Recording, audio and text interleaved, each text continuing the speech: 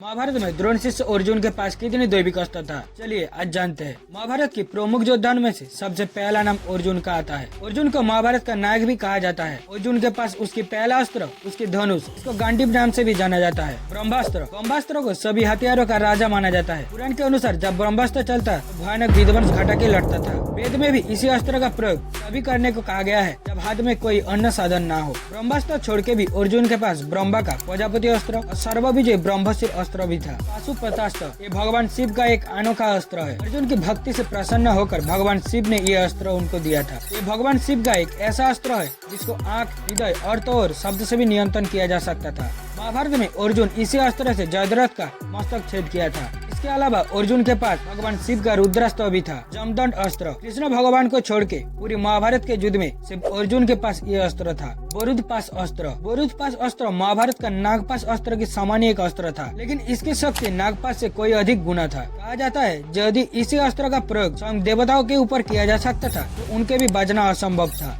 आदित्य अस्त्र, अर्जुन के पास भगवान सूर्य नारायण का आदित्य अस्त्र था। अंजलि का अस्त्र, अर्जुन के पिता देवराज इंद्र ने उन्हें यह अस्त्र दिया था। इस अस्त्र की सहायता से महाभारत के युद्ध में अर्जुन ने महारथी कर्ण को मुक्त किया था। अंजलि का अस्त्र को छोड़ के भी देवराज इंद्र ने अर्जुन को वज्र अस्त्र, इंद्र अस्त्र, महेंद्र अस्त्र और शक्ति अस्त्र भी दिया था। ये सब के अलावा अर्जुन के पास वरुण, वायु, जम, कुबेर आदि देवताओं का सभी अस्त्र था। उन्हें कामदेव और गंधर्वों का सभी दिव्यास्त्र का भी ज्ञान था। अर्जुन ने असुर और महाविद्या का भी ज्ञान अर्जन किया था।